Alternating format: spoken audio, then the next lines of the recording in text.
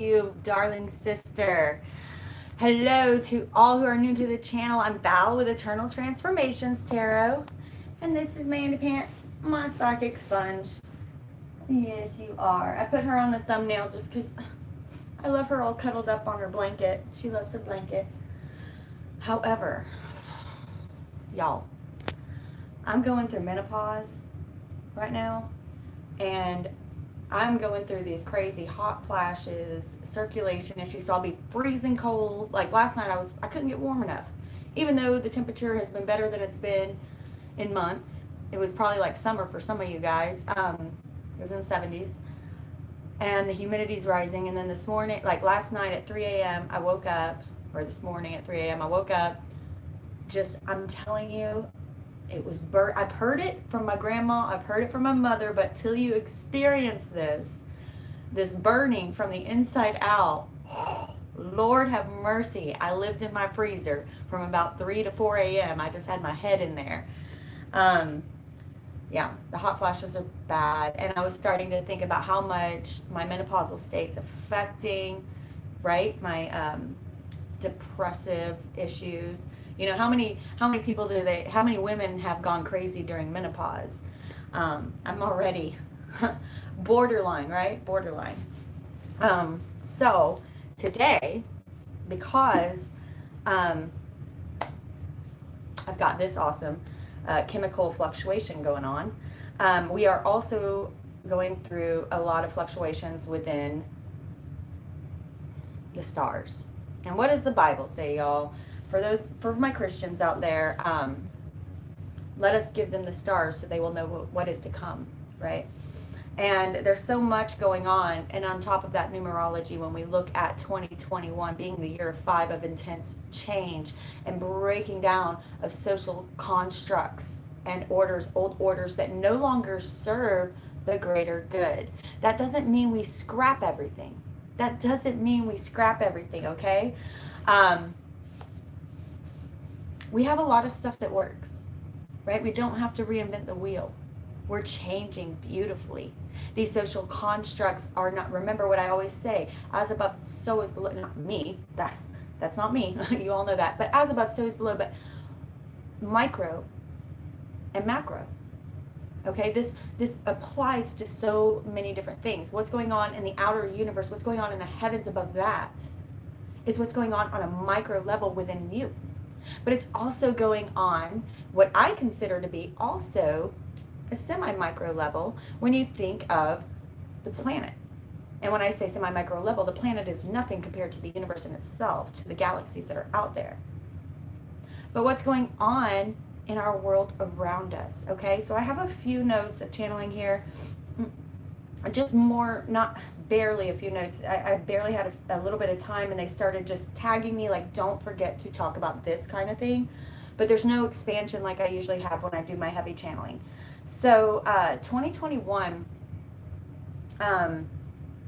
you know, who was it I was watching? I think it was the astrologer Pam Gregory. She said 2021 is going to be about revelation and disclosure. Okay, this is very much about breaking down the old social constructs, right? The old social constructs. But this is not only going on, like I said, in the world, but within you, in yourself. Revelations that are coming into you that you may not have ever understood about yourself before, right? And this can come in through tower moments sometimes. I get that. I get how hard that can be.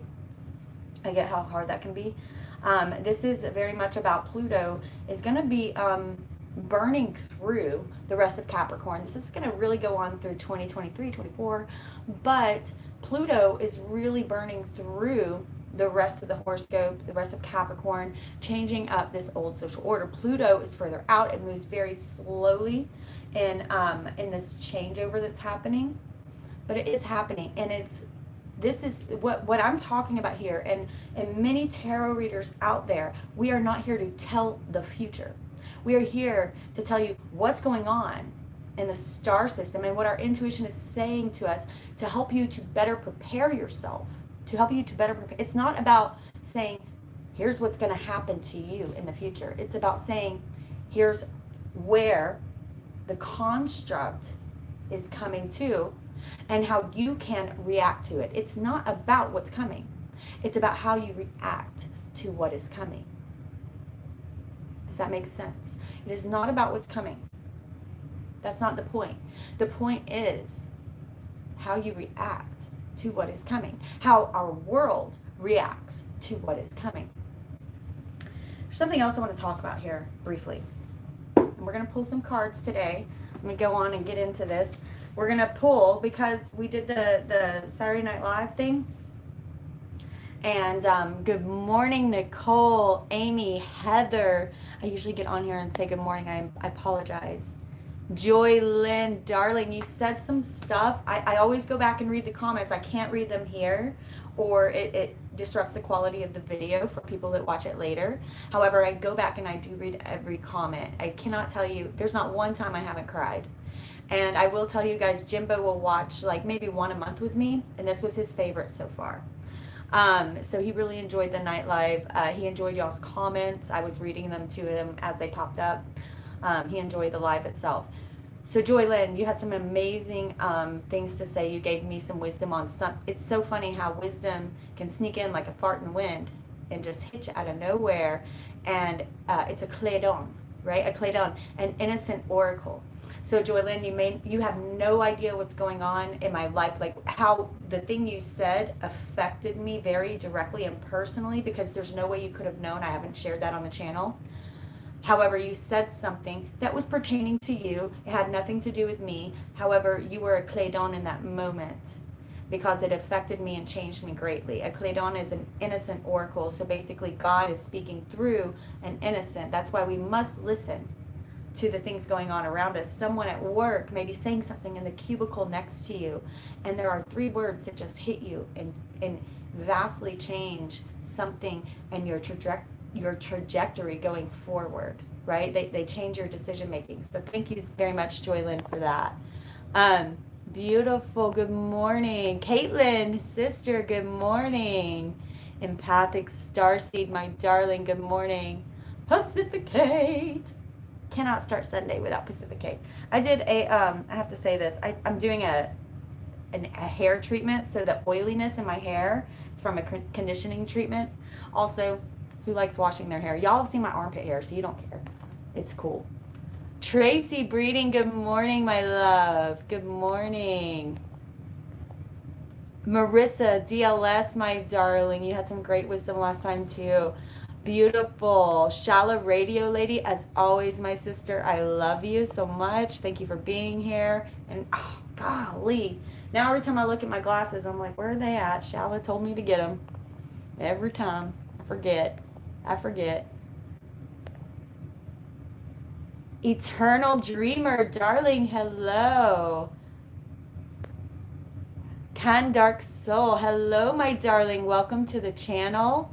If you're new here, I have a heavy moderator channel, but every one of them I've chosen based on their specific wisdom they've shared. So if you have a question that I cannot read immediately and answer immediately, if you ask that, you can someone will be triggered to be a clédon for you or to be an oracle for you. A lot of these people have wisdom, okay? Beautiful. Samantha, my sister, hello. Okay. I don't know where there they are. I kept them close by at least, y'all. I kept them close by. Okay. We're good. Okay, so today we're going to be using more intense decks because the energy of this full moon last night, I had an amazing, for those of you who have donated to my channel, thank you so much. You guys get me through it. You get me through it whenever I'm going through my hardest times. I do want to say, we talked about this last time, but every YouTube check I'm getting, and I prayed about this, because I want this to come across correctly. I want to verbalize this correctly. You guys spend your money however you want. However, if I were you, I would want to know where my money's going. If you want to send me super chat donations on here, that's fine. However, I would suggest doing super stickers or doing it for fun, maybe $5 here and there just to get the energy going, if you do it at all. And I don't care if you don't do it at all, but if you send me a large donation, please know that approximately 40% or more of your money is going to YouTube. So any super chat you send me on here, you have a right to know that 40% or more is going to YouTube. Online, it says 30%. I have not met a YouTuber who's had that low of a cut. And even 30% I feel like is robbery, right? Like all they're doing is providing a platform for you to send money. So if you do want to send a large donation and you do want the full amount to go to me, I suggest you use the 3 links I have at the top of my subscription box. You hit that drop down arrow. I have PayPal, Venmo, Cash App, and make sure to tell me what you want to manifest and what you want to release, because I do include you in my full and new moon ceremony. I add you to a spreadsheet, what you want to manifest. I say your name aloud during my ceremony, and the things you want to manifest and release for those 2 ceremonies of that month. Okay, I want to make that clear. I appreciate YouTube for giving me this platform, but I also, it's y'all's money. You spend it how you want. I just want you to understand what's going on with it, okay? So today we're going to be using more intense decks. We're going to be using the 2 that we used at the end of our Saturday Night Live, Isis and Kali. Lovely, Isis and Kali. I almost had a picture as the cover today of Isis that I saw that I really loved, but it wouldn't let me download it. But I was feeling Isis heavily last night in my dreams and again this morning. These are both written by Alana Fairchild, and they're both below. I believe both decks are below. I'm not sure if I put Kali down there yet, but I believe both decks are below. Okay, you can at least hit the Isis link and you'll be taken pretty much immediately to Kali. So these are both written by Alana Fairchild. They have longer descriptions. These are great for pulling 1 a day for self-growth and journaling on. We're going to be clarifying, y'all. You know it's my favorite. It's my favorite, with the David Bowie Starman Tarot, the most intense tarot deck. This right here is my favorite of all the tarot decks when it comes to, okay, I have a few really great ones that are great for learning. So if you're learning, you want to get the vice versa tarot, I have that below. If you are looking for spiritual enlightenment and you have, I would say that you need a basic understanding of the tarot deck to really get the symbolism behind some of these, okay? Like for instance, this right here is the Chariot. Looks very different, as you can see all of the intense symbolism that's in this card. There's a lot of symbolism in each one. The 4 of Pentacles, very different from what we're used to, right? So you need a basic understanding to really get it, unless you're willing to just enjoy it and read the book. The book alone is worth buying. And just get the book and read the book and let the cards come with it to just enjoy. Okay, so that's just a suggestion as well. Now, so this control versus freedom thing, it's very much about Saturn and Uranus are going to be squaring off 3 times this year. That's a lot. Once February, which already happened on February 17th, and it's control and freedom that are squaring off. This is what's breaking down the construct order. Now, Uranus will always win in this battle because it's further away and the gravitational pull is different, and it's meant to, but the battles are meant to happen. The squaring off between control of the social construct and the individual freedom, right? So this is going to happen. It already happened once in February. Many of you may have felt those effects and seen things in your life that, or seen things around you in the world that started exploding. There's another one in June. There's another one in December. Okay, so these major battles are good things, even though they're very much tower moments, both on a macro and a micro level. So you will see that playing out in the world around you. You have already. I know you have already. Okay. Okay. We're gonna pull the cards in a second, but there's some other things I want to talk about here. I want to talk about feminism. Okay, I want to talk about feminism. Obviously, I am a female. I am a feminist. If you are a man who supports equal rights for women, meaning that we are equal to men in both mental capacity, right, and physical capacity, then you are a feminist. That means that a woman deserves every right that a man gets. Okay, now where I'm concerned, I have been watching a girl on YouTube. She has these like analytical, like behavioral and analytical qualities. She analyzes people, but it's things going on in the news that are more pop culture. For instance, like Amber Heard and Johnny Depp trial and the Marilyn Manson accusations, things like that, right? So I'm very proud. Uh, Again, I'm concerned about the verbalization of this, and I'm worried that people are going to take it the wrong way. However, it's impossible for me not to be honest with you guys on here and authentic about what I'm thinking, and this has been going through my head consistently. So I'm very concerned about our feminist movement right now. However much I am extremely proud. I hope you guys can hear me because my AC thing is going off. Let me just check it real quick. Okay. I thought it was supposed to go off. Yeah, I'm hot enough that I turned on the AC. That's awful. So, there's this woman on, and I'm gonna write that down. I'm gonna go post this in the community tab. Her name is Colonel Kurtz.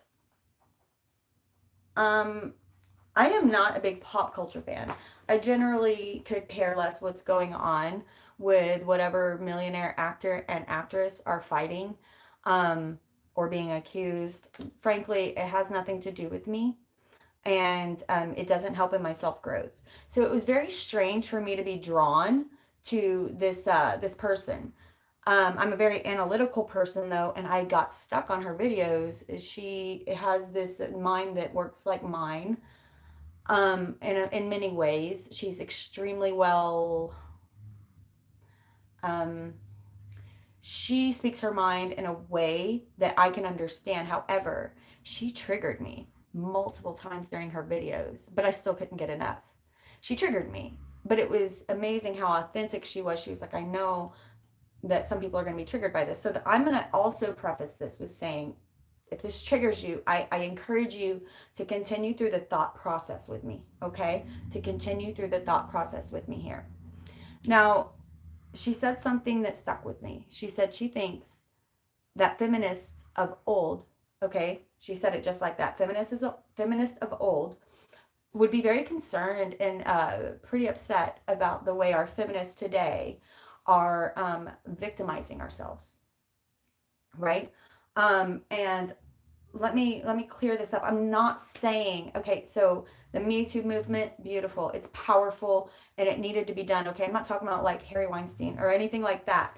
Okay, there are people that needed to be called out that were taking advantage. They were taking advantage of not only their place in society, but their money, their fame. They were taking advantage of that, and they were taking advantage of young girls who are joining the acting culture, right? Like they want to be actors and actresses. And people were taken advantage of because they were following their dreams, and they felt in that moment like they had to make a choice of my dream or my independent self-worth, right? And that's a sad choice to have to make, right? That's a sad choice to have to make. Now, what I am concerned about, and I'm mostly saying this because my channel is it's about 85% female. So this is something that I think us as women have to really start thinking about. There have been now, due to this, because people's careers have benefited from accusations made. There are people who are coming forward and making accusations where there were simply toxic situations combined with victimhood. Not every case. Now, why am I upset about this? Because it takes away from the claims that are valid. It takes away from the women who truly went through severe abuse scenarios. And now we have people, for instance, Amber Heard and Johnny Depp. I am not a super fan of Johnny Depp, but I would like to come out and, in his defense, say this sounds like a marriage full of toxicity. and they aired their dirty laundry, and now it's an ego fight, right? However, the only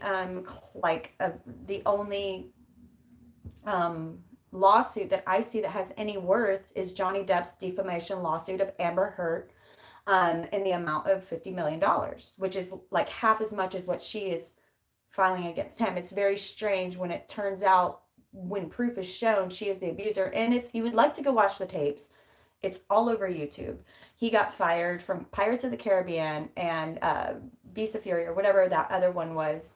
Um, I'm not a huge Johnny Depp fan. I grew up with him in my peripheral, like he was always there. Johnny Depp was huge during my generation growing up. Loved his movies. A fantastic actor, but I am not like, you know, love Johnny Depp. I never had posters on my wall or anything like that.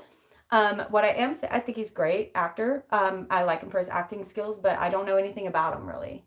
What I will say is that after looking through some of this evidence, I am looking around more and more at women who are victimizing. And the thing is, and this is something that Colonel Kurtz brought up, the feminists of old, our entire reason for saying we are equal is saying, I can handle it. Like the point is they think of women as this like, oh, fragile being, more fragile than men. Oh, you're attacking me. Yet it doesn't go both ways. Like women are equal in mental capacity to handle stress and certain things that happen as men, right? It's like the Marilyn Manson accusations that are going on right now. I grew up with Marilyn Manson. When I was in high school, he hit his peak, you know. He really had this whole like goth tribe thing going on, and although I was never part of that, and I don't think I ever liked his music. I heard a bunch of it on the radio a lot, but I was never a Marilyn Manson fan in my entire life. However, there are all these, like for instance, Game of Thrones actress Esme Bianco is coming out and saying that in her relationship there were like all of these crazy sexual things that happened. Sounds very much like a BDSM relationship. If anyone is educated in BDSM, it sounds very much like that. It doesn't sound like she ever said stop. And frankly, you guys, if you are going to start dating Marilyn Manson, do you have no idea what you're getting into? He flew her from the UK to LA to make a video, and she's calling it human trafficking. He didn't go take her, steal her, and bring her. He flew her over as an actress. He said this is going to be a very intense video. He was very clear on the fact that it would push boundaries, that it would be very sexual. But I'm sorry, if you're making a video with Marilyn Manson and you don't say stop, I mean, you have to know, I'm sorry, you have to use your mind and say what you're getting into and take your, I'm not saying, please understand, I'm not saying any woman, man, or human deserves abuse. I'm not saying because you dress that way or because you act this way, you deserve it. I do not believe that. I do not believe that. However, I do believe that you are intelligent enough to make decisions and say, guess what? I am going to start dating Marilyn Manson for a few years. Do you not think that's going to come with some things that might be a little freaky? And I I know I would have reservations. So to come at it completely from a place of confused innocence, even though you were 26 when all this happened, I'm just saying you're a full-grown adult, right? And we have to remember that there are going to these women, some of these women. I want to make it very clear that we don't support every single thing that comes out, like proven, like guilty until proven innocent. That's unfair because these people make millions of dollars and they are targets for lawsuits. And not only that, these women who are making false allegations are watching women whose careers are being pushed up because everybody's, now putting them on this pedestal, and they're utilizing that. They're taking advantage of that situation. I know I'm preaching. I apologize. I'll get off my pedestal in a minute. But what we have to remember, and this amazing construct change where we are tearing down the old, the patriarchal. That doesn't mean that the matriarchal should smash them down like they did us through manipulation, right? Through manipulation of, just because things happened in a certain way, you're still manipulating the situation, the situational construct, right? And it's very upsetting because I don't want this pendulum to go from swinging completely against us to us slamming into the male's masculine order, because it's going to put us in a much larger tower scenario. Okay, use your intuition and intelligence, because I would assume that if this is going on in the world everywhere, it's probably happening on a lower level in companies, in HR companies, things like that, right? Things like that.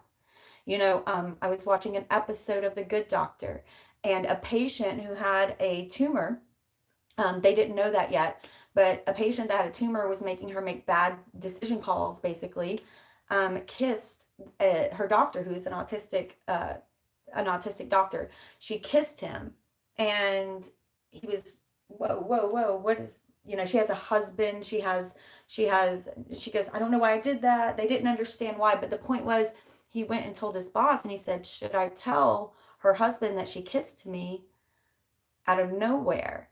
And the doctor said, I would hold off like on that right now. Let's make sure we understand everything. And the female doctor, the other female doctor there, said, if this was a woman, this would be a completely different conversation, right? If a patient or if anyone in a work environment, a professional environment, kissed, if a man grabbed a female out of nowhere and kissed her without any warning, this would be harassment. Would it be harassment if this is a man? It would be a totally different conversation, right? Now, what I'm trying to say here is use your intuition.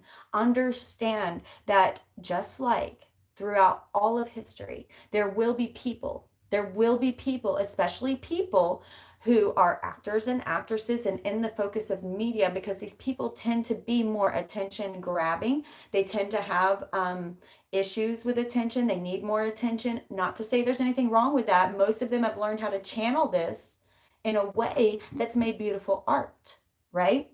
What I am saying is, take into account that there will always be people who take advantage of what's going on in the world to create that advantage for themselves in a personal way. And most of them, especially people in the entertainment industry, have issues with reality, and understanding how much that they will basically lie to themselves and believe the victimization of it. Right? I hope some of that was making sense. So today we are going to be doing a reading that will be more shadow based. What I want you each to focus on here, okay? Because that sounded like I was very much attacking, but what it made me see in myself is where I victimize because of stories being told to us, right now, especially as a woman. Many of us are being told consistently these stories. Not that these stories aren't true, but these stories are sort of making up everything that's going on in the world around us. We have to be very, very careful about where we victimize and where we connect with the story, right? It's sort of like when you WebMD diagnose yourself, you can make pancreatic cancer fit even if you're, a woman. You can have the symptoms when you are it's like when you look through your spouse's or your significant other's phone and you're looking for something. Even if there's nothing there, you're gonna find something. I don't know how to explain that other than when you are looking for something negative, you're gonna find something negative, and you will see it in the light that best suits you, right? That best suits what you are already considering, right? So I want you to truly, whenever we do our deep breath, okay, I want you to release expectations of this reading. Release fear of looking at your own victimization. I'm going to pull cards today because I want you to focus on, where have I victimized? Okay, don't let that trigger you. Where have I victimized? I've found some new places that I am victimizing in. And when we see these victimizations for what they are, not to say they didn't happen, not to say that they weren't awful or horrible, but how is this victimization still directing the propulsion of my life, right? How is this victimization still directing in even a minute way the propulsion of my life path? They're asking us very specifically to look at that during this social construct teardown. So I'm going to pull I'm going to pull 2 Kali cards and 2 Isis cards. Now, every time I put in how many cards I want to pull, they like to just say, just reminding you who has control here. You're a vessel. You are not in charge. So it may be different, but my plan is to pull 2 of these and 2 of these. They may work with me on that. If not, that's fine. I'm a vessel. I am not here. This part right here, that was my soapbox. However, a lot of it's coming in from my own transformation, and really this channel is me sharing my spiritual transformation with you, my shadow work with you, for I am a shadow worker. So I'm hoping to help other shadow workers out there who help others by understanding their own pain, okay, and their own traumas. So all I can do is tell you what I'm going through, and if you're in my soul tribe and you're resonating with this channel, it is likely that you will resonate as well. We will clarify with the very intense David Bowie deck, okay? Beautiful. So, everybody, take a big old deep belly breath. Not your chest, your belly. Release it up your spine, out your crown chakra. Release all expectations of this reading so that they can blow your mind. Calling in all spirit guides, angels, passed on loved ones of the light who wish to pass on messages and intuition, channeled information to the soul tribe, are humans going through it out there. Lovely. Okay. For Kali. I'm addicted, you guys. I have a new bad addiction to Mio energy with water, and yeah, it's pretty bad. I want it more than coffee now. Sometimes I dream of it. Too much energy drinks. I heard it's bad for your teeth too. Like it messes with the enamel, and I already have dental issues I need to get stuff done with. Apple juice.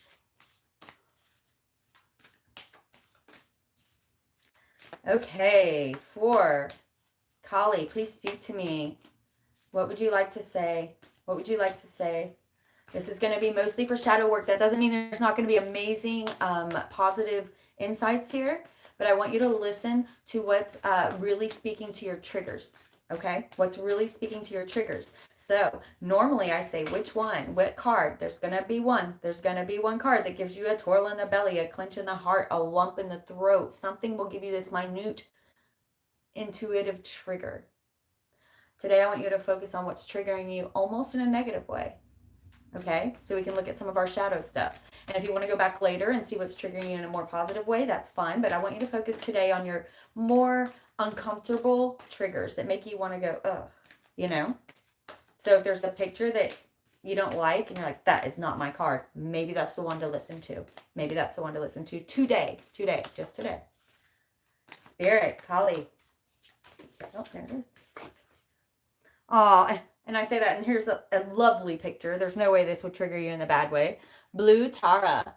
They want us to know, this is such a card of love. This is a lovely transformation. We see her sitting in the middle of these lotus leaves with the lotus flowers around her, continually expanding. This is one very much with a calming piece of love for someone who's been through heavy transformation. especially with PTSD and such. Blue Tara is great to call upon for that peace during that scary tower transformation. So for those of you going through it in that intense kind of way, call on Blue Tara. But you also see she's got the Kali necklace of skulls, for she has cut through the ego of many, many man. Okay. One more, please, from Kali.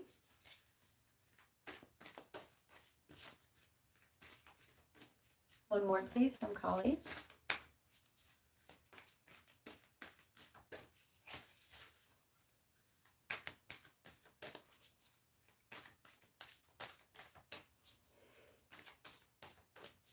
I had a picture of a blue Tara that was given to me when I was deployed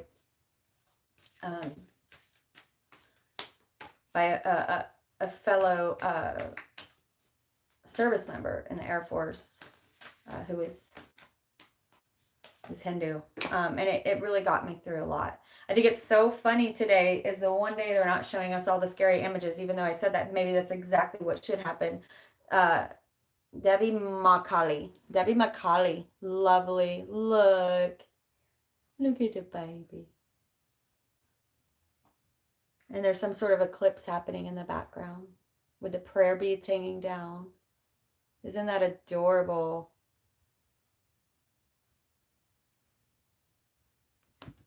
Beautiful. Okay, 2 Isis cards, please.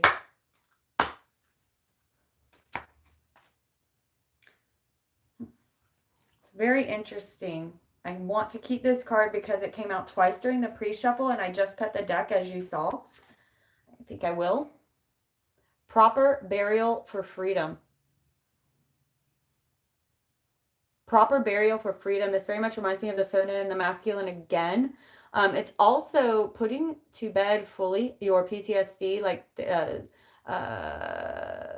traumatizations that we're still victimizing over, okay? Traumatizations that we're still victimizing over, time to bury them. And they're going to talk to us about doing that in this card. Spirit, one more. Isis, please. One more. One more for the soul tribe. Now, if you want to pick one of each, it might be like shadow and light for you, or masculine, feminine, or it just might be one of each that you're feeling. Okay. And flower of life, divine creativity and manifestation. Now, if you're new to the channel, you'll see here that even though one card may resonate with you more than others, flower of life, one card may resonate with you more than the rest, it is likely that you're going to hear a story of your own soul. So we have, I'm going to show them one more time and then we'll pull clarifications for each, okay? We have Blue Tara. Blue Tara, 17, also an 8, manifestation. So beginning and ending the reading with manifestation and transformation. Blue Tara, she's here with you during this intense, transformative moment that's about to happen for some of you, especially this coming week. It's going to be, I don't feel like it's going to be so much heavy as exploratory, okay? Stay open. Stay open. They're speaking to you. Debbie McCauley. Debbie McCauley. 29, also an 11. Master number. Proper burial for freedom. Sacrifice to Osiris, Lord of the Dead. Proper burial for freedom. Some of us say we think, you know, I want to put this behind me. I think I put it behind me, yet it still affects our psyche, right? With old traumas and such, ancestral curses, ancestral ties. And this is about the proper way to bury those things, right? It's not about I'm not telling you not to acknowledge your pain, and especially the pain of your past. That is not what I'm saying. I'm saying properly acknowledge it. And then also see how your victimization is a reaction that has continued and possibly even grown scar tissue around it to keep its way going and protect you. And like I said, to sort of alter the course, the propulsion of your life destiny, it's being affected by some of this victimization. And finally, flower of life, divine creativity and manifestation. So I think it's interesting, the very first card, two different decks. Very first card has the lotus flower. It's Blue Tara. very much about the calming aspects and manifestation, because we can see that it's got 17, which is also an 8. Okay, these don't have numbers, but we also see flower of life. There's like a semblance of a lotus flower out there, even though that's not part of the Egyptian culture. You can still sort of see it coming out in the card of that eternal transformation and manifestation. Okay, first card, give me a thumbs up if you felt Blue Tara. Blue Tara. Tara. Give me a thumbs up if you felt that one, if you got a twinge. That way everybody kind of knows who in the soul tribe is resonating. Okay, 17.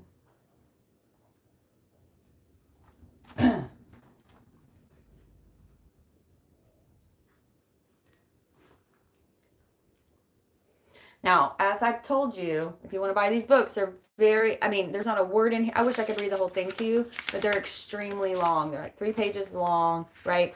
I do suggest getting it if you want to read the full descriptions, and if you really felt these cards. Either one, the books are very similar when it comes to how long they are. But for the essence of video production and people watching this later, I don't want to read the whole thing, so it'll take forever. Sweet Mother of Peace now bestows her gifts of clarity, peace, and the power to overcome any negative condition, right? Just as the beautiful lotus grows from muddied waters, so too shall you arise from confusion, very much like the phoenix rising. Difficult circumstances and heavy energies into a sacred blossoming of your true inner self.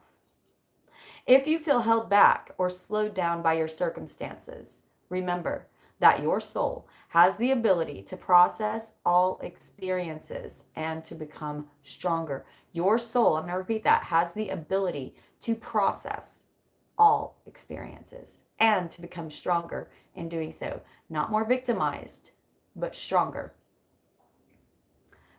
That's so funny. I did not finish reading it, and the next word is not weaker, right when I said not victimized, but...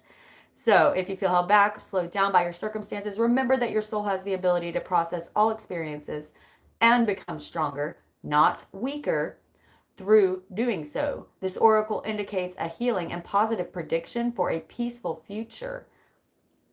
This is very much about allowing yourself to process through the feelings and emotions of traumas, whether it's happening now or it's something that you are continually, whether you realize it or not, possibly reacting to in minute ways and in different experiences in a subconscious manner, because victimization has still taken place. If that victimization still exists within you, your soul is going to continue to block and protect itself. Your subconscious is going to continue to block and protect itself against new things to come, right? Y'all, look what Mandy accidentally did to me. Y'all see that huge bruise? Whoa. That's what happens when you simply have an enormous dog and you just want to play for a minute. Poor thing. She's such a big thing. She's falling off the couch. Y'all watch. She's going to fall on me again. Make me scream. Let's pull a few clarifiers on that. Hang on. They twinged me and made me look again. There's something else they want me to see here. It says, represented by her many colors, Tara manifests in unlimited forms to accomplish whatever task is required to support, listen carefully here, to support the spiritual liberation of all beings. Tara can be Somya, gentle, kind, and comforting like the moon. Last night was the full moon, a little bit tonight too. She can be Urgatara, fierce, defender against extreme negativities, wrathful and fearsome. Her multiple forms remind us of the unending resourcefulness of the Divine Mother. It is taught that Tara will manifest in whatever form is required for the protection of the spiritual aspirant. Tara is the Divine Mother's enlightened activity. Sometimes we subconsciously, I love when they pull it back around, sometimes we subconsciously switch off from the divine assistance by limiting what we think is possible for spiritual energy to influence and manifest. Sometimes we subconsciously switch off from divine assistance by limiting what we think is possible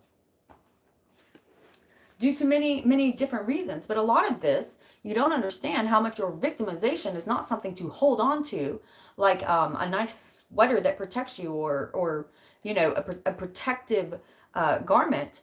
It is something that is blocking you. It is something that is limiting you, right?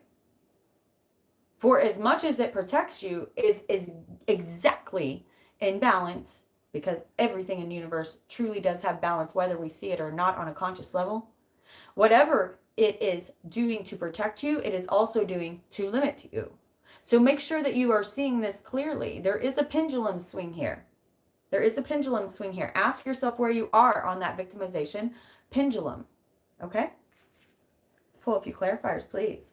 For Blue Tara.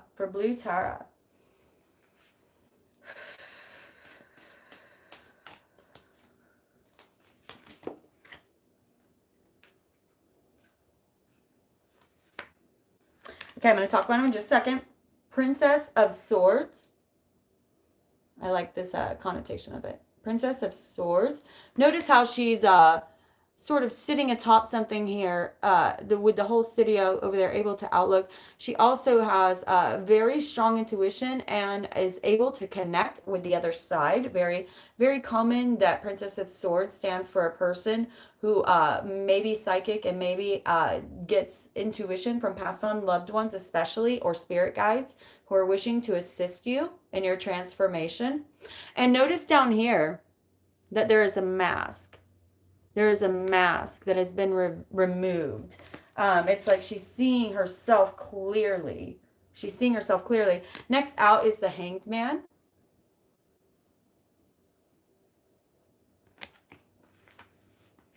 Spirit, one more card, please. The only thing I will say about these cards on a more physical level, oh, that was upside down, is that they're very large. So if you have small hands like me, they're very large. They can, I mean, I'm used to them now, but they can be a little bit more difficult. Like, you have to get used to the shuffling them. But the cardstock is excellent. It's not so thick that the cards stick together. Cardstock is excellent, but they're also not so thin that they bend. Not easily, at least, unless you're very rough with them.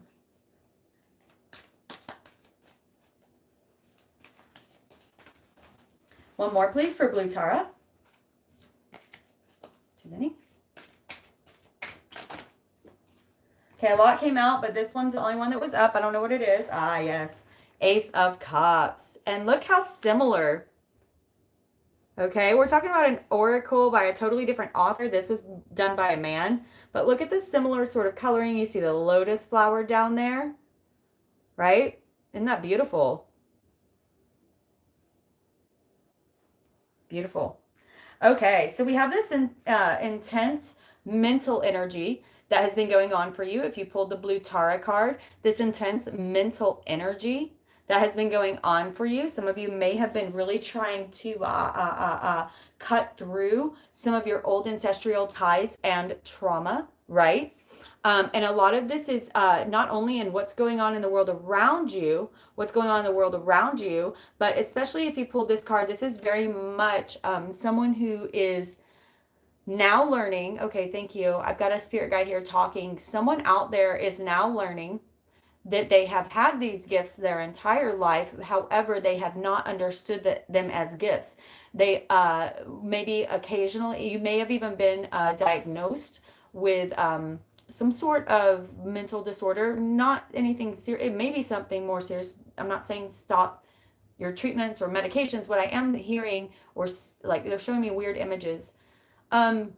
It's almost like what we talk about a lot. If you are highly empathic and intuitive, you take on the emotions and energies of others, which may put you into long bouts of depression or anxiety, even being misdiagnosed into bipolar disorder or a personality disorder, right? And what they're saying is someone out there is realizing that, and you are being heavily assisted, right? Blue Tara shows up in whatever form you need her, even if it is the kind that pushes your buttons and triggers you, right? So someone out there is really realizing that. It's kind of like you're zooming out. The scope's getting bigger. The scope's getting bigger. It's not that these gifts are new. You are simply able to recognize them as such rather than being labeled, or it's starting to help you to understand your social anxieties. I'm hearing for someone out there, social anxieties when you can walk into a room and read the room, but you also have an intense social anxiety due to the fact that you can feel people's emotions, and that can sometimes, especially in your younger years, right, be confusing whether or not those are your feelings or their feelings, right? My ADD is my gift. Absolutely. But we did not see that as such a long time ago. When you can see these things and stop victimizing over the disability, all it is a scientific human label to something that is truly a spiritual gift that has not been harnessed and channeled correctly in many, many times. 33 viewers right now. Lovely. Okay. And then we see the Hanged Man. So what they're saying here is, often when I get these two cards together, you are going to be experiencing heavy downloads of energy. Page of Swords often talks about downloads coming in, which means they're asking you to really slow down. A lot of people talk about the Hanged Man being stuck energy.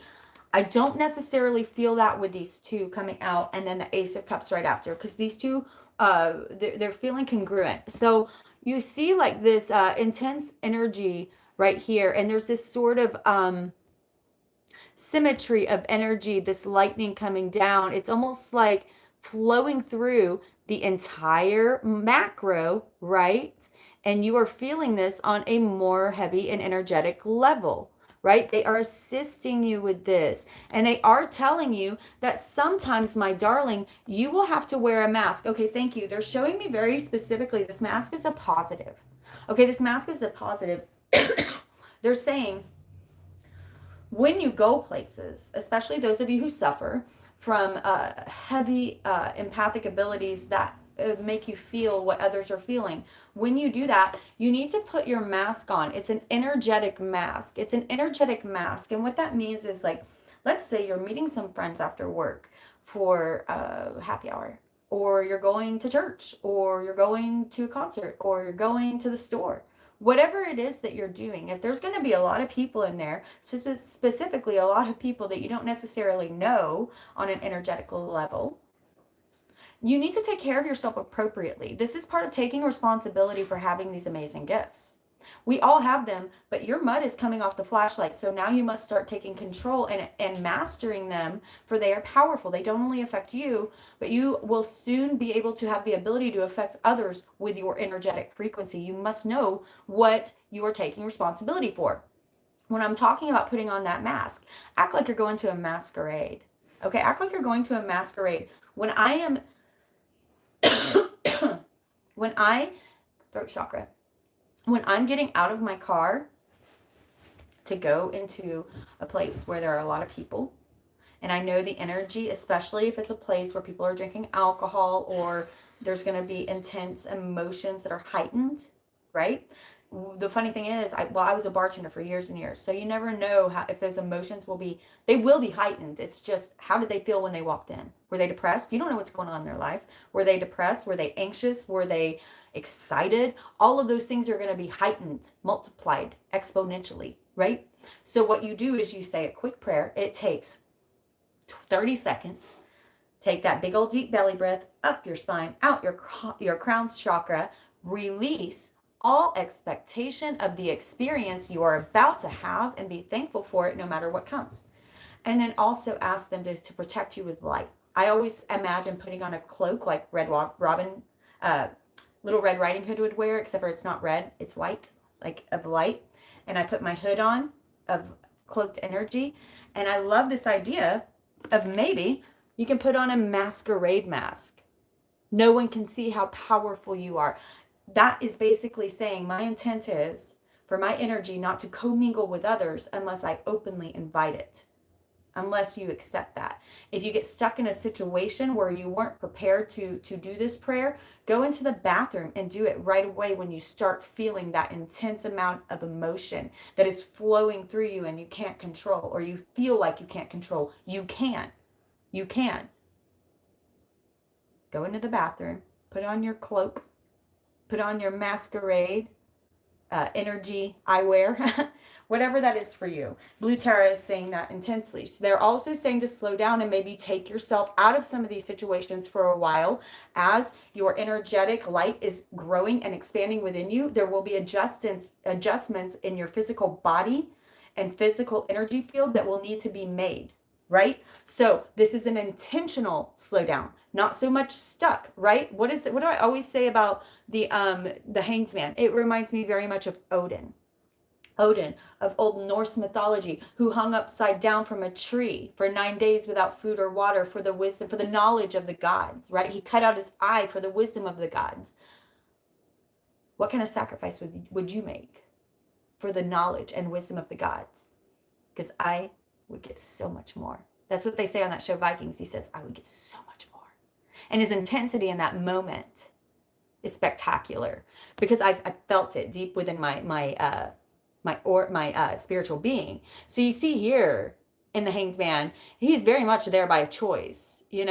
I like it because of the way his hands are placed. So often in the Hanged Man, you can't tell that they're not tied behind his back. His hands, it's hard to tell if they're tied. So in this card, he's very specific to put the thumbs out and his head back a little. You can tell he's relaxing. He's made a choice to sacrifice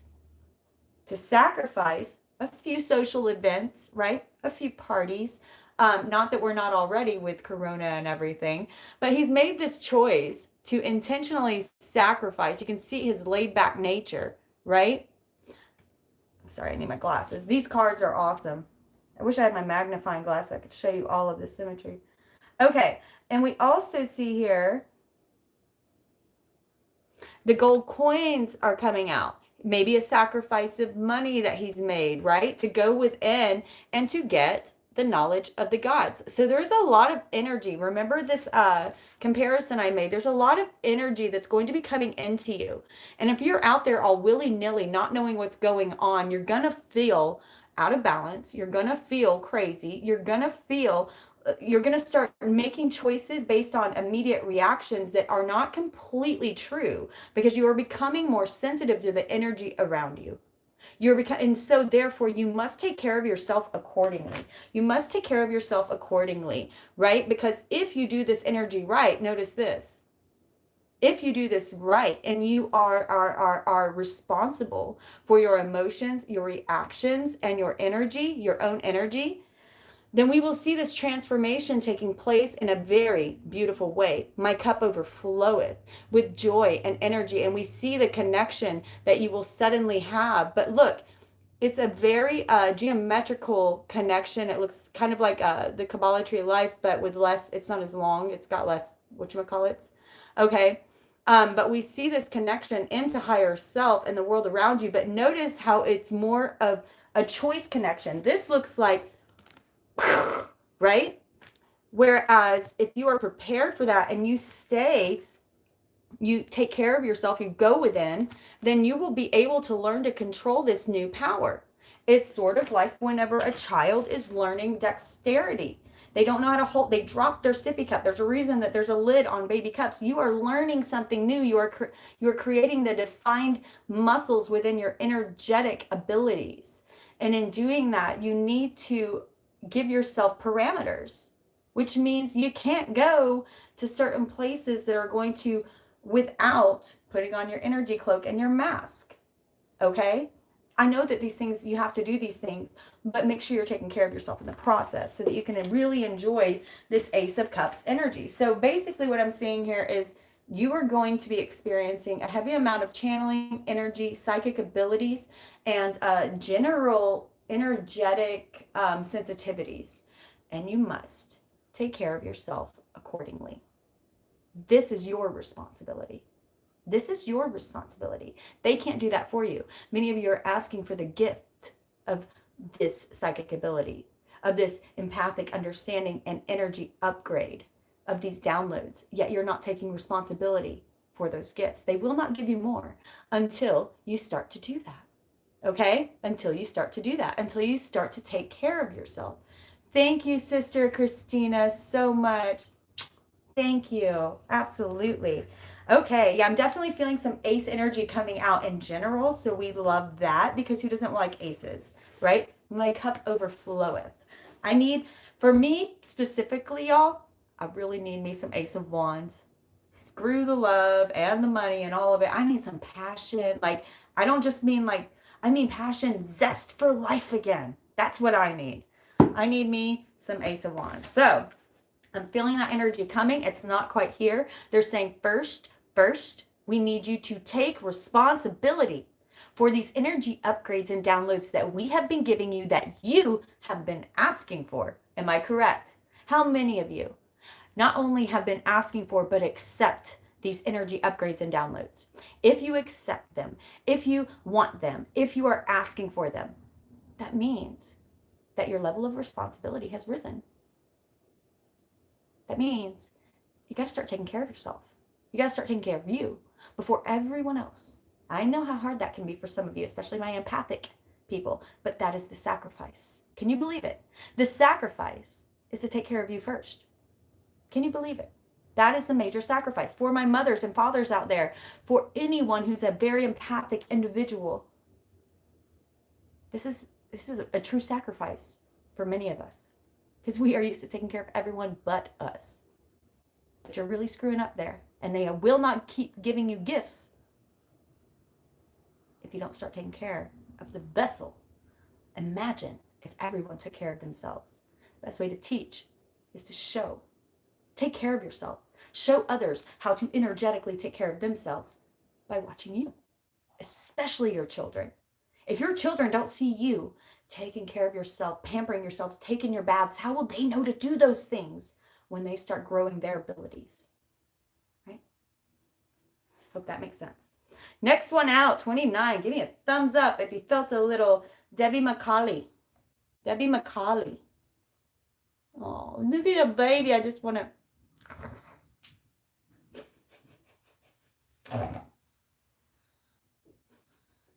Debbie McCauley.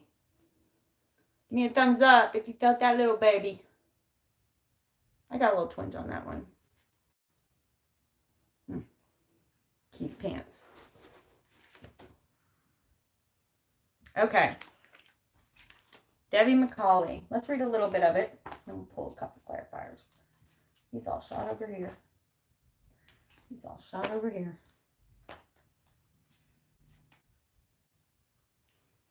For real?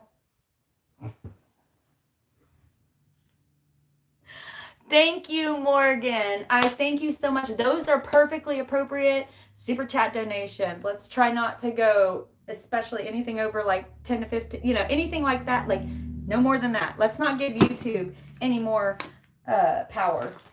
money, like they're out of money, please. Please.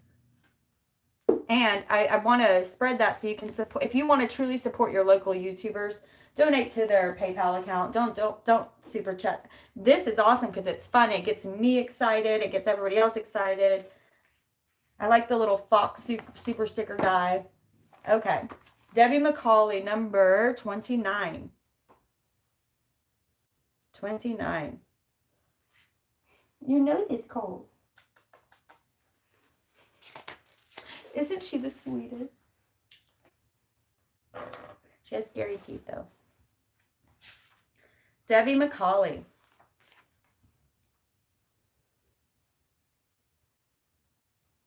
Oh, notice the third eye chakra. My goodness, I just want to burn his little cheeks. So cute. So cute. Okay, Debbie McCauley. You're going to have to knot in my eyeball frame. Okay. Endlessly loving, infinitely forgiving. She will never turn away from you, no matter what you have done, no matter how many mistakes you have made. She is here for you always. Feel the safety and sanctuary of her divine hugs. She is your soft place to fall. She and your kindest and most enthusiastic advocate. Let her shift your experience away from endless tasks and ever greater expectations into sweet relief and comforting connection. I want to repeat that last part for some of you. Let her shift your experience, your current experience, okay, away from endless tasks and ever greater expectations of this world into sweet relief and comforting connection for you, okay? There are many times when we just need our mother. This is natural and necessary. However, for whatever reason, we may not be able to turn to the mother figure in our lives in times of need. This can be death. This can be negative relationships that have been severed, right? Or maybe she's going through so much you don't want to, there's so many reasons. What she wants you to understand here is there is no need to feel deprived during such moments. For we have the Divine Mother who wants to help and has endless resourcefulness to do so. The problem of receiving grace is never with the source of it. By its nature, grace flows with generosity. So needing to earn or deserve grace goes against the very nature of grace itself. However, we can struggle to be open to it and have a subconscious resistance to receiving. Intellectually, we may know that we are worthy of being helped, and even that others will also benefit when we are flourishing, so that grace begins to multiply benefits to all. Yet we can still be more attached to the difficulty than the resolution itself. Why is that?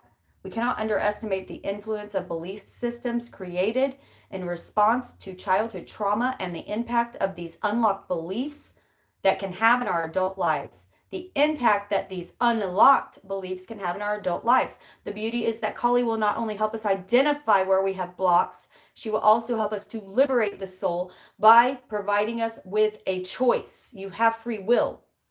We can also allow her to consume those past traumas, relieving the soul of karmic burdens. Okay, so you remember, I was talking about what are the cards that might be triggering something within you. This one's very much, right? About not only past traumas, but I want to say here, shame. Many of us all of us have some type of shame we have attached ourselves to through past actions and reactions, right? Through past action. Mandy's doing Reiki now. She's such a yoga dog. Look at that. She's always got her hoo-hoo all spread out like she's airing out her cuticle. She's so funny. You're so funny. You're so funny. You know it. They love you.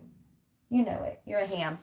Okay. So attachments to shame, to old shame, right? To old shame. I want you to, for someone out there, you'll know if this is resonating. And I can't tell if this is a very specific person or if there's a few of you out there that have a same spirit guide, because this dude comes in a lot. His name is Menaki, and I've talked to him a few times. He's not one of my specific spirit guides, but he comes in here on Sunday readings a lot. Menaki. And so what he's telling me is that there are some of you out there who have attached to shame. Now, shame and guilt are very different. She's chewing on her dew claw. She does it like sucking her thumb. That's one of her.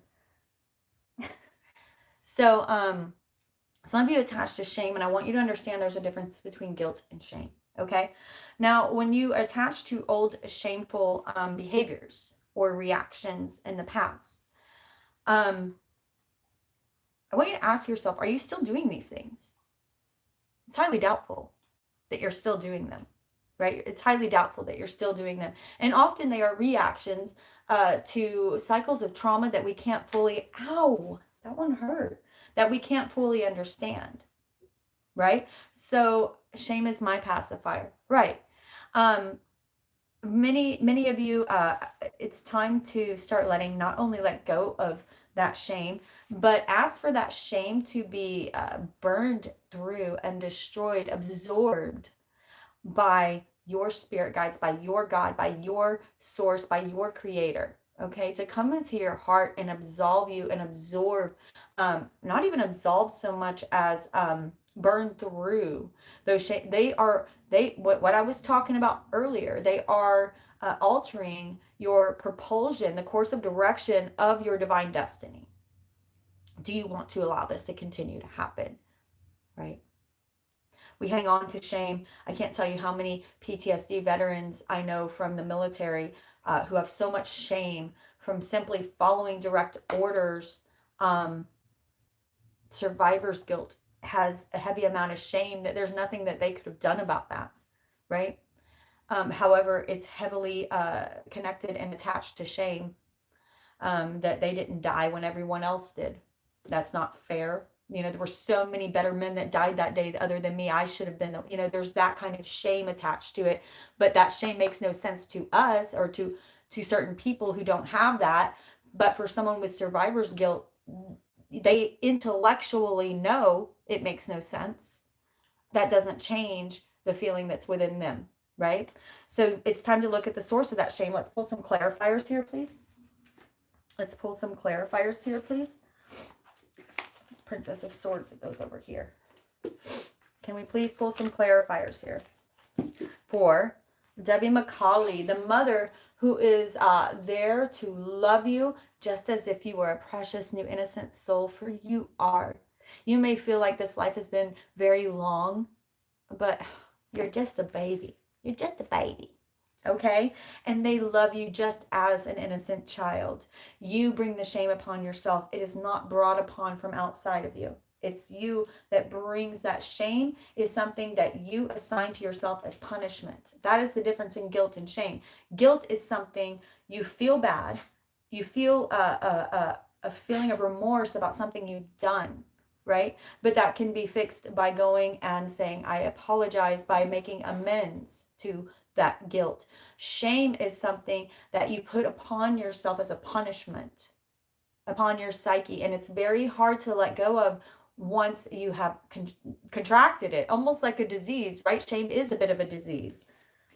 Debbie McCauley, please. Debbie McCauley, please. Whoa.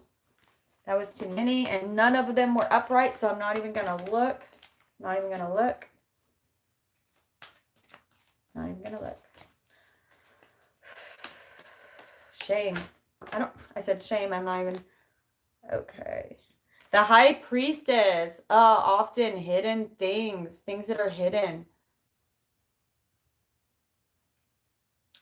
Intuitive mysteries. This is a very mysterious card.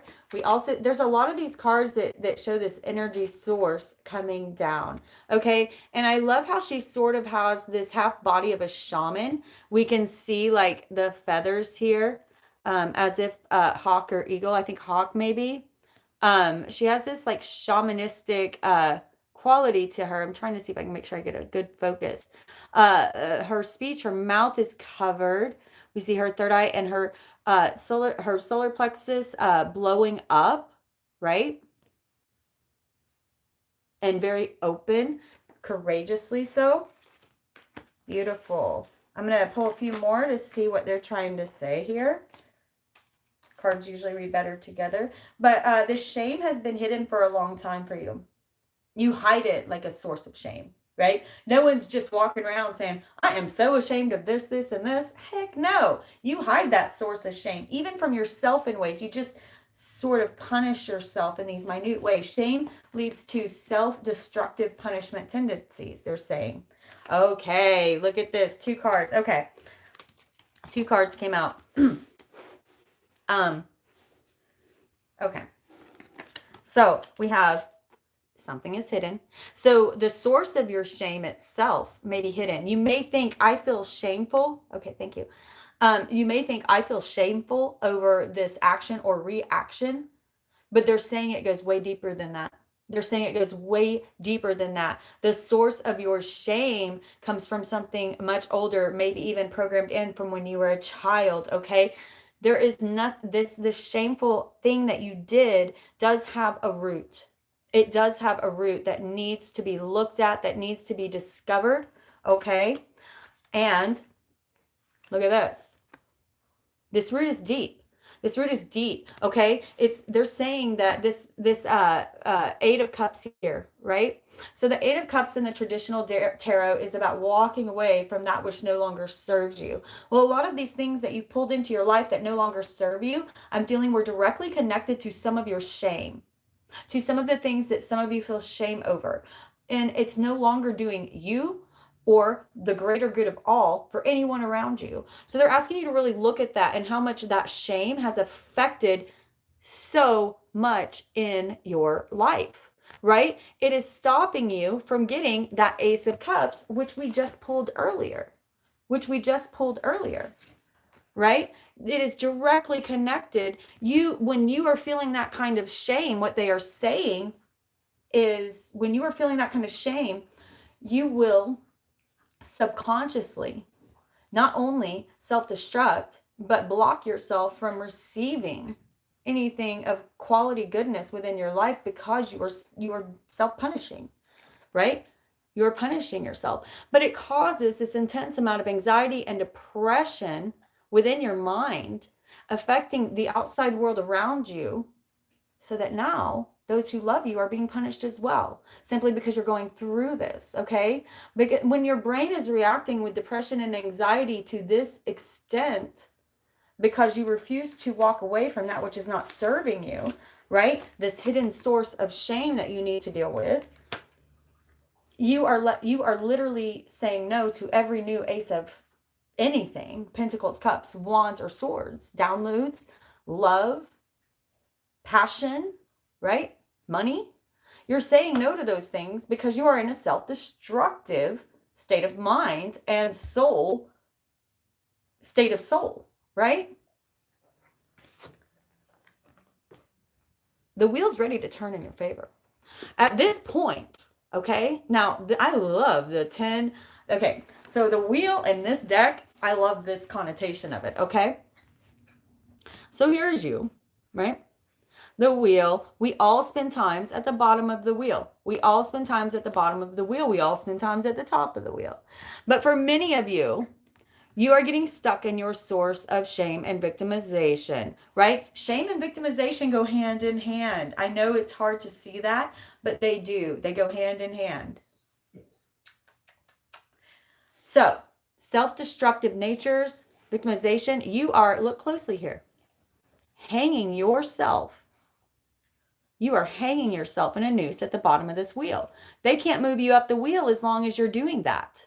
As long as you're doing that. Just like there's a higher self, there is also a lower self, a more egoic self, right? And for some of you, you're stuck there. For some of you, you start doing good. It's like 2 steps forward, 1 step back, 2 steps forward, 1. You're slowly moving up the wheel, right? But you keep getting pulled back into the root of what is hidden. So look at your shame. If you're struggling with self-destructive behaviors, if you're struggling with blocking goodness coming into your life, if you're struggling with depression and anxiety that you can't seem to find the source of, it's time to look down deep into the source of your shame. Where does this shame really come from? And this is so hard to look at, because when we have true shame, whenever that pops into our mind, it creates this glitch, like, ugh, I don't want to look at it, like scar tissue, right? Like, I don't even want to look at it. It's gross. It makes me feel icky inside. So we go on to self-destructive behaviors such as drinking and drugs in order to block those things. So what they're asking you to do here is recognize, are you continually moving back to this noose to hang yourself in the source of shame or victimization, or both, right? They're not always connected, but they often are. And that's what people don't get. They don't want to face the fact that, yeah, you were a victim, and then you victimized and created this source of shame, right? And then you move up here, right? As you move up the wheel, this is stepping into your higher self. Now notice as he moves up the wheel, there's a certain point up the wheel where they're like, oh, we can help you now. You've moved from your egoic, shameful victimization base, right? Moving yourself up. Now you're at an energy level where we can actually help you. Now you're at an energy level where all of your spirit guides can come in and help you, and you can step into your higher self, and then to source. As you move up in the vortex, look at all of the blessings that are available to you. But notice how none of those, they are watching you always. Your higher self is so connected. You have no idea. But when you are down here, you can't see it. You can't see it. And almost like they can't see you. It's that vibrational energy level coming into alignment. And here's the thing, y'all. That flow is getting stronger. It is so much easier now to step into that flow and to step into your vortex than it was 20, 40, 60 years ago. Okay, that flow is just like the universe in itself, expanding gradually, getting stronger. You are getting stronger. They're asking you to take responsibility. Coming back to that, right? Taking responsibility means looking at the icky parts, the shame, because it's all you that's putting that upon yourself. They aren't. They're not angry with you. They are not punishing you. The shame, it's coming from you. The self-destructive behaviors are from the shame. The victimization, right? The victimization. Moving on to Isis. Lord of mercy. Oh, I didn't see this one. One popped out.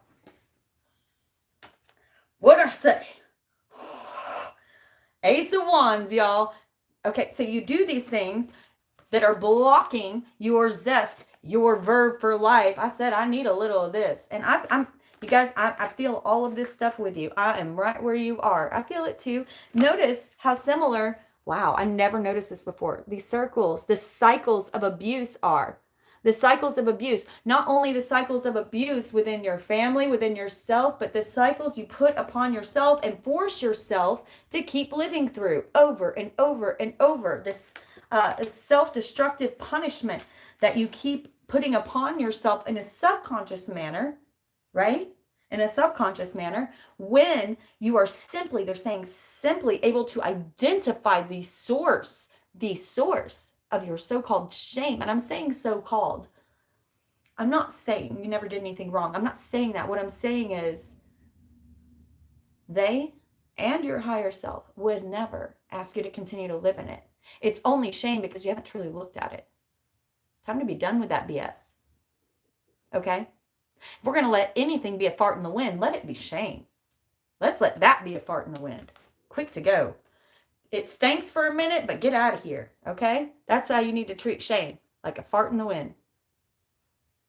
Okay? Because look at this. Again, we have this intense amount of energy coming down, blowing you up. Your energy expanding. It's becoming larger, more capable, more powerful. Therefore, you must take care of it accordingly. But all of this is going to come through. This is about cleaning your flashlight off. Cleaning the mud off your flashlight because that light's always on. The battery never runs out. What's covering your flashlight? Where is it hidden? Where is it hidden? What is covering your flashlight? Your inner light, which is always on. Just as strong as anyone out there. Just as strong as anyone out there. How much mud's on your flashlight? Because they're ready to give you this. This is not being held back from you. It's already shining within you. You just have to clean off this mud, baby. It's already there. It's already there. So we ended both Blue Tara and Debbie McCauley of the Kali deck. We ended both of those with aces. So again, looking at your victimization, the hidden shame, the self-destructive patterns and behaviors, right? Looking at them, owning up to them. Doing some adulting, right? Doing some adulting. That's part of also understanding your gifts as a intuitive being. Your gifts are exploding now. Okay, next up, proper burial for freedom. Moving on to the Isis Oracle deck. Proper burial for freedom. Can't wait to go back and read y'all's conversations. I can see you talking and I keep wanting to read, but I don't want to get lost in the sauce and ruin this reading because I've already got my ADD going on today. See, I even said that in a bad way, like it's a bad thing, but it's like Morgan said earlier, whatever the label is for ADD, I think it's just evolutionary. It's kind of like used to people, opposable thumbs, they came out very slowly. And I'm sure there were a few thousand years where they just had nubs over here that did nothing. ADD is kind of like our brain construct getting ready for the new medium wave that has hit us. I grew up in the 80s where we didn't have tablets, cell phones, computers, none of that. I didn't get a beeper until my senior year of high school. I got my first cell phone in the military when I was living in Germany and I was pregnant. That's the only reason I had it. That intense switch over into what we are experiencing now in the medium age, to me, says all of those children who explosively had ADD in the 80s was our evolutionary brain intuitively getting ready for the intense amount of media that would be medium that would be thrown at our face, media that would be thrown at our face, depending on what kind of medium you're consistently using. Some people, they always have a tablet at their face, a phone, a tablet, a computer. Even if you're spending all day at work, I'll see someone spend all day at work on a computer, all day, in a cubicle, all day long on a computer. And they come home and they're watching videos on their phone and they're watching TV. It's like you'd think that you'd want to break from the screen, right? Not to say I was there too, y'all. I worked the corporate world and I would do the exact same thing. I am saying it's something that we need to be made more conscious, be more conscious of. We know it. Proper burial for freedom.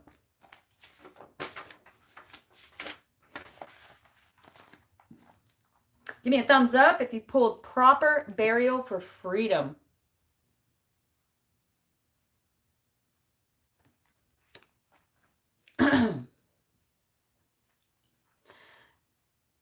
In order for life to flow and express itself, that which belongs to the world of death must be released.